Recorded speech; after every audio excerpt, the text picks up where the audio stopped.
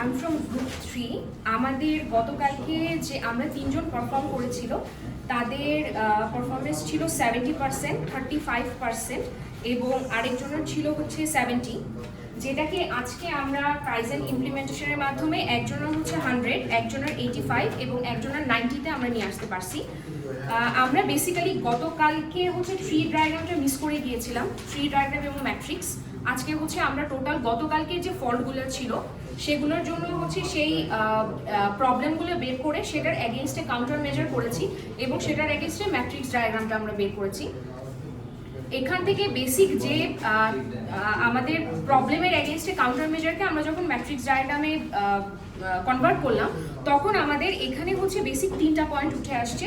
First হচ্ছে গিয়ে skill training for our employees যারা ওখানে পারফর্ম করতেছিল। সেকেন্ড সবচেয়ে বেশি যেটা ছিল পয়েন্ট সেটা হচ্ছে গিয়ে আমাদের মেশিনে একটা ছোট চেঞ্জ আনা হয়েছিল, যে লঞ্চার যেটা ছিল এটার থিকনেসটা বাড়িয়ে দেওয়া হয়েছে, যেটা গতকালকে আমরা লঞ্চারটার থিকনেস কম থাকাতে আমরা প্রায় 3টা বা 4টা শট হচ্ছে গিয়ে মিস করেছি, আমরা পারফর্ম করতেই পারি নাই। এবং লাস্টে এটা ছিল যেটা সেটা হচ্ছে প্রপার এসওপি ডেভেলপমেন্ট করা হয়েছে আজকে, যে কাজটা কিভাবে করতে হবে, কাজটা হচ্ছে গিয়ে এক্স্যাক্টলি কোন মেজারমেন্টে অ্যাপ্রোপ্রিয়েটলি করতে হবে।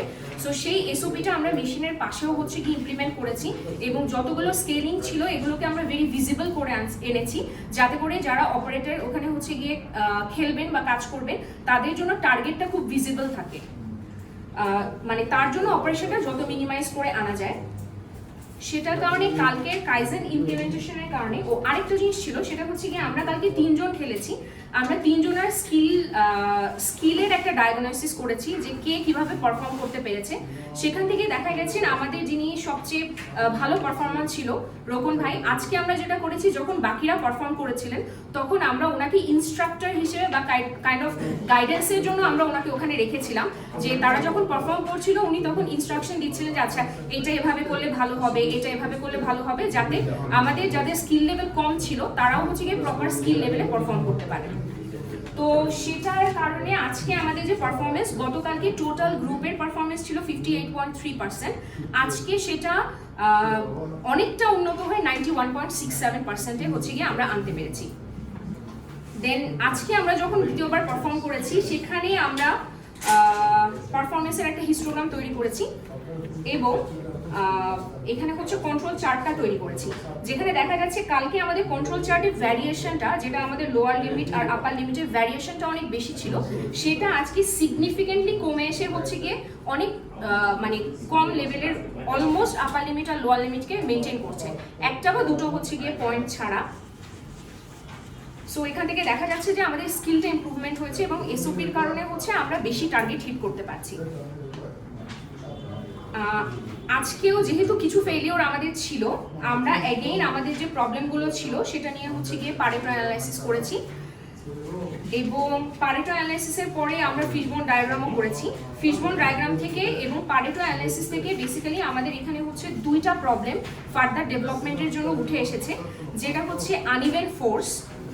আমরা এখন পর্যন্ত আসলে এখানে আমরা দেখা যাচ্ছিল যে যদি আমরা একটা পয়েন্ট, যদিও আমরা পয়েন্ট আউট করেছি যে এই পয়েন্টটা থেকে থ্রো করলে অলমোস্ট টার্গেটের কাছে যাচ্ছে, কিন্তু যেহেতু এখানে আমরা সবাই প্রত্যেকের ফোর্স অ্যাপ্লিকেশনটা হচ্ছে গিয়ে আমরা এখনো মেজার করতে পারি না যে সাইন্টিফিক্যালি এক্স্যাক্টলি কোন জায়গায় কত ফোর্স দিলে যাবে।